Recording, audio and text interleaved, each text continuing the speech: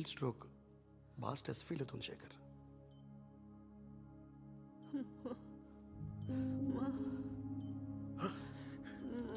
మాధవి ఎలా ఉంది? ఇక్కడే ఉన్నానమ్మా. ఏటి చెప్పు. ఏమ్మా అత్తేను ఉన్నాను రా. ఏటమ్మా ఏటి కావాలి చెప్పు. ఏంటి? అత్తయ్య గారు ఇక్కడ వద్దు. బయట బయట ఉండమంటుంది. అవునా? వండి అందరం బయటకు వెళ్దాం. వండి. నిన్ను నిన్ను బయట తప్పగా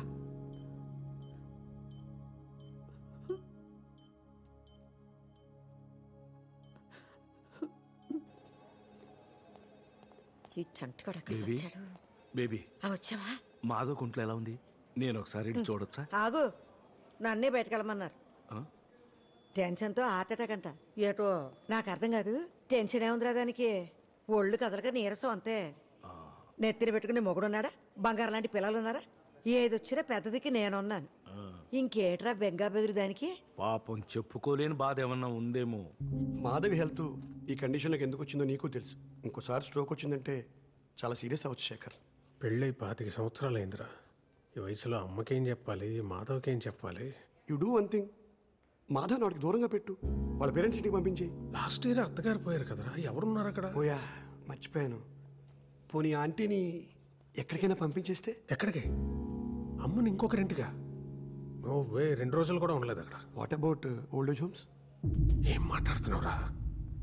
అమ్మరా, అమ్మ లేకుండా ఒక్కరోజు కూడా నేను ఉండలేను. ఏ మాధవ్ లేకుండా ఉండగలవా? రేపు తనకేమైనా అయితే don't blame me Shekhar. Don't misunderstand Meera. ఇప్పుడు ఓల్డ్ ఏజ్ హోమ్స్ చాలా బాగుంటున్నాయి.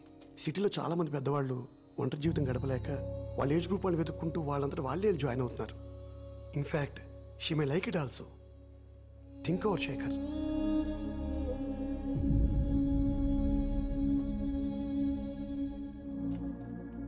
నాని, అమ్మా డాక్టర్ ఏమన్నాడు? పర్లేదన్నారమ్మా. అయితే సర్లే. చంటి బాబు అయితే భోజనం తెప్పించా.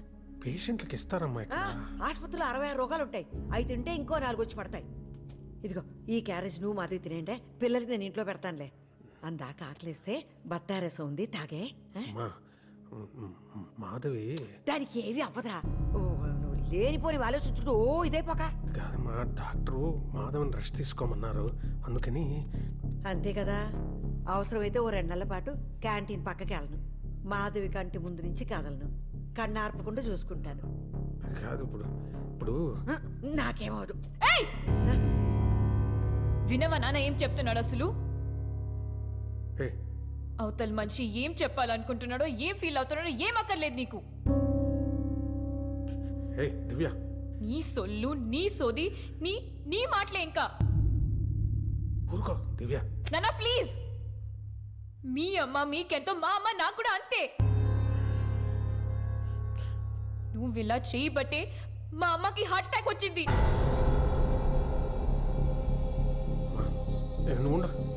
డాక్టర్ చెప్పారు అమ్మకి నువ్వు ఎంత దూరంగా ఉంటే అంత మంచిదని. నీకు అదే చెప్పడానికి డాడీ కూడా ట్రై చేస్తున్నాడు. నువ్వు ఇంట్లో ఉంటే మా అమ్మ చచ్చిపోతుంది. అర్థమైందా? ఏం మాట్లాడుతుంది అది? దానికి అసలు ఏం మాట్లాడుతుంది అది?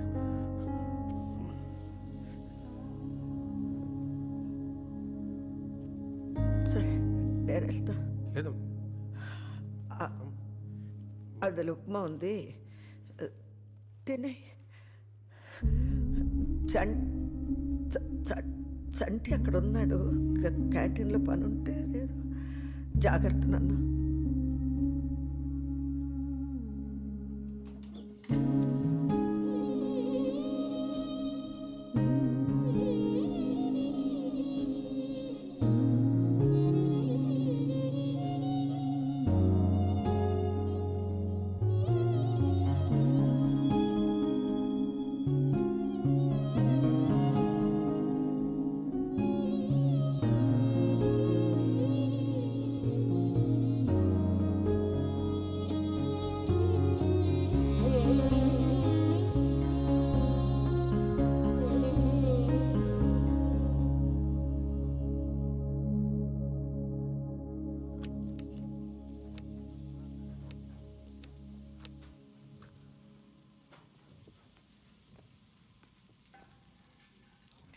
అదే నువ్వు వచ్చావెందుకు?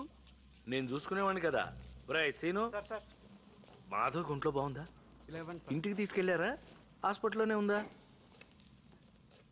ఏమైంది? అయ్యో ఏడుస్తున్నావు ఎందుకు? ఉల్లిపాయలు. తల్లిపాలు తాగి రొమ్ము గుద్దాడని చెప్పక ఉల్లిపాయలని దొంగ తిరగడు ఎందుకతా? అసలు ఏమైంది? పాపం బేబత్తిని కొడుకు కోడ్లు ఇంట్లో నుంచి గంటేసారి నా చెప్పలేదా నీకు? ఏం మాట్లాడుతున్నావు నువ్వు? ఎంత చేసావద్దా ఇంటికి? ముసల్దానివి అని కూడా చూడకుండా ఈ వయసులో నిన్ను రోడ్ల పడేసారిని తెలియగానే ప్రాణం అల్లాడిపోయిందనుకో.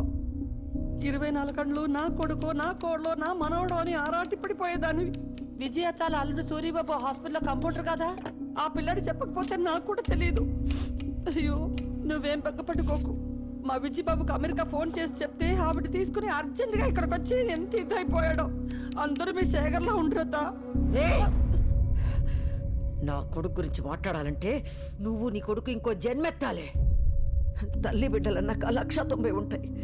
నా కొడుకు ఎప్పుడేం చేయాలో తెలీదా? నీకెందుకే? నా కొడుకు కోడల కోసం 4 రోజులు బయట ఉంటాను, తప్పేంటి? దాని ఆరోగ్యం కోసం ఏమైనా చేస్తా. 2వ రోజే అత్తయ్య నన్ను ఎత్తుకుంటూ వచ్చేదా? అనుకోవడానికైనా అరుచుకోవడానికైనా నాకదే, దానికి నేనే. మధ్యలో నీలాంటి తప్పేలా మోహన్ దేవతైన దూరితే శుంఠి కరగదీసి నాలిక మీద అంటించేస్తానే గుంటగానా. గోరోజనానికి ఏం తక్కువ లేదు ముసల్దానికి, తండ్రి తరిమేసిన.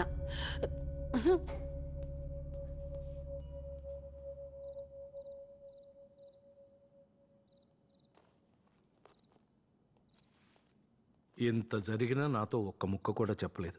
అంత పరాయివాడిని అయిపోయానా బేబీ? చేసుకున్నది నేను, అనుభవించాల్సింది నేనే. ఇందులో సొంత ఏటి పరాయేటి అంత నా కర్మ. ఇన్ని కష్టాలు పెడుతున్నాడంటే నీకేదో చాలా సుఖాన్ని ఇవ్వడానికే దేవుడు. దేవుడు పేరెత్తక నా ముందు ఏమిచ్చాడు రాడు? నాకు ఏమిచ్చాడు? నా చిన్నప్పటి నుంచి ఏం జరిగిందో అన్నీ నీకు తెలుసు. నాకు అవసరం ఉన్నప్పుడు నువ్వు ఉన్నావా? ఎక్కడో మిలిటరీలో ఉన్నావు కదా. పెద్ద గాయకురాలు అయిపోదామని స్కూల్లో పాటలు అయి పాడితే మా బాబుతో చిత కొట్టించి నా నోరు మూయించేశాడ్రా మీ దేవుడు. వయసు వచ్చాక ఒక అబ్బాయిని ఇష్టపడి పారిపోయి పెళ్లి చేసుకుని అప్పుడైనా నాకు నచ్చినట్టు బతకొచ్చు అనుకుంటే పెళ్ళైన ఏడాదికే మా నాన్నగారిని నా చేతిలో పెట్టి నా మొగుడిని చంపేశాడు నీ దేవుడు. దిక్కు మొక్కులేక చంటి పిల్లాడుతున్నాడు రోడ్డు మీద నిలబడితే ఆదరించడానికి ఎవడూ లేడు సరిగదా. వయసులో ఉందని ప్రతి విధవర మీద కట్టేశాడురా. నన్ను కాపాడుకుంటా, పిల్లాన్ని పెంచుకుంటా, రెక్కలు ముక్కలు చేసుకుని అన్నీ సంపుకుని మొగాడికి మొగుడులాగా బతికాను. ఆడు బొట్టుతో సహా అన్ని లాక్కెళ్ళిపోయినా బంగారం లాంటి బిడ్డనైనా నా చేతికి ఇచ్చాడు అనుకున్నాను రా. ఇప్పుడు ఆడిని కూడా దూరం చేశాడు సంటి. నన్ను ఒక్కసారి చంపితే సాలదని కొట్టి కొట్టి చంపుతున్నాడు రా దేవుడు. రమ్మన్నా ఎదురుండని దేవుణ్ణి. ఆడో నేను తెలుసుకుంటాను, చూస్తాను. ఎక్కడికి? నేను వస్తాను తాళం వేసి. ఇదిగో నువ్వు నా వెనకాల వస్తే నా మీద ఒట్టు, వెళ్ళిపో. నిన్ను చూస్తుంటే నాకు భయం వేస్తుంది బేబీ. చచ్చిపోనులేరా, చచ్చిపోను.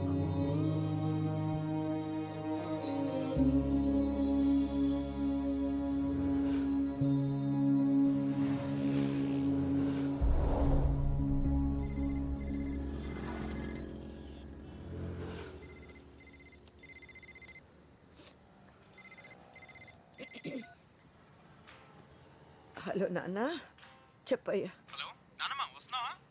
ఎక్కడికి? అదేంటి నానమ్మ, చెప్పా కదా ఇవాళ సోల్ శాంటే ఎగ్జిబిషన్ లో నా బ్యాండ్ షో ఉందని.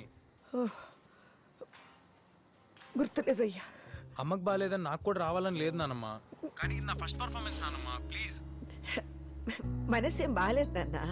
నానమ్మ ఇవాళ అమ్మ హెల్త్ బాగుండుంటే అందరూ వచ్చేవారు కదా, నువ్వు కూడా లేకపోతే ఎలాగా? నేను ఎలా పాడుతున్నానో ఎవరు చూస్తారు? వస్తానులే. థ్యాంక్ యూ నానమ్మ, ఐ లవ్ యూ. రీచ్ అయ్యి కాల్ చేయి.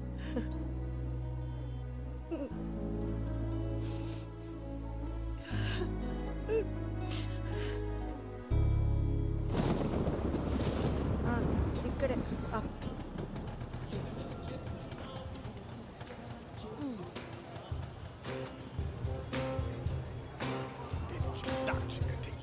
హలో హలో నాన్న, నానమ్మ, నేను ఇక్కడే ఉన్నాను, గేట్ దగ్గర ఉన్నానయ్యా. నువ్వు టికెట్ తీసుకుని లోపలికి వచ్చేసి నేను వస్తున్నా. వస్తాను, టికెట్ తీసుకుంటాను, వస్తాను.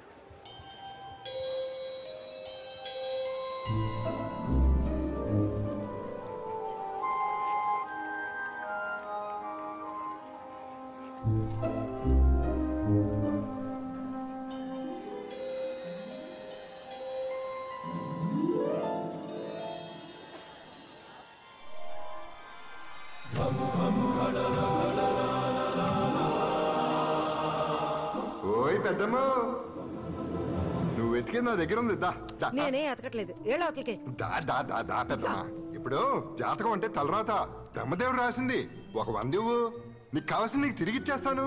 డబ్బులు లేవు, గిబ్బులు లేవు. నోరు ముసురు ఏళ్ళ అవతలకి. బెమ్మంట రాచాడంట.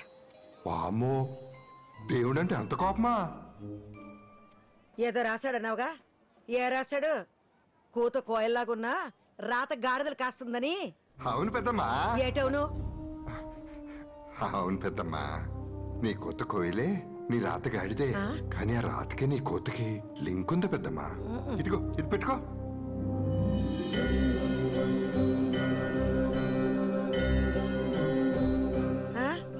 ఈ తొండవాయి నాకెందుకు? ఈ రోజు వైశాఖ పౌర్ణమి పెద్దమ్మా, చాలా శక్తివంతమైంది. ఈ వినాయకుడిని నీ దగ్గరే ఉంచుకో. ఏటో నీ గందరగోళ మాటలు నువ్వు నా దగ్గర దీనికి డబ్బుల్లా. నాకు డబ్బులొద్దులే.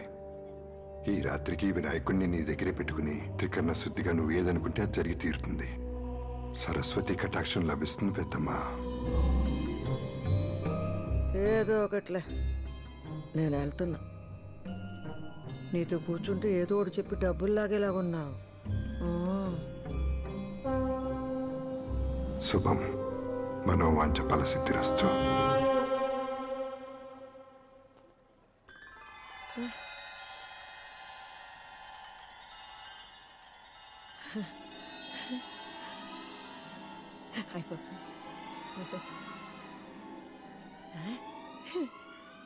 సావిత్రి,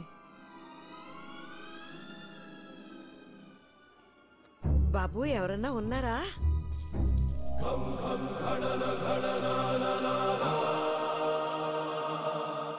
చెప్పండి. మిమ్మల్ని ఎక్కడో చూసినట్టుందండి. చూసే ఉంటారు. ఈ ఫోటో స్టూడియో నాదే. నా పేరు నారాయణ. అందరిళ్లలో ఉంటాయి నా ఫోటోలు. భలే ఉన్నాయండి అన్నీ, ఈ కెమెరాలు ఫోటోలు. ఎప్పుడో నా చిన్నప్పుడు చూశాను, మళ్ళీ చాన్నాళ్ళకి. అది భానుమతి గారు. ఆ, నా పేరు సావిత్రి, గాని చిన్నప్పుడు అందరూ నన్ను భానుమతిలాగా ఉన్నావు అనేవాళ్ళు. ఇప్పుడు కూడా అందంగానే ఉన్నారుగా. మీరు నన్ను పాతికేళ్ళప్పుడు చూడాల్సింది. నేను కాదు, మీరు చూడాల్సింది చేయాల్సింది చాలా ఉంది. అంటే అక్కడ కూర్చోండి. మిమ్మల్ని 25 ఏళ్ళు ఉన్నప్పుడులా ఫోటో తీస్తాను. ఇక్కడ ఎగ్జిబిషన్లా లేదండి, పిట్టల ధరలు కోతల రాయలు కూడబలుక్కుని టెంట్లు వేసుకున్నట్టు ఉందండి. హాయ్, ఎంతండి ఫోటోకి? మీరు తీయించుకుని ఒక అరగంట అలా తిరిగేసి రండి. ఫోటో నచ్చితే మీకు ఎంత అనిపిస్తే అంత ఇవ్వండి. నిజంగా అందంగా వస్తుంది కదండి ఫోటో? మీ అందమే మీకు వస్తుంది, చూస్తారుగా. మాట ఇచ్చారండి. 25 ఏళ్ళ పడిచిపిల్లని అయిపోవాలండి నేను.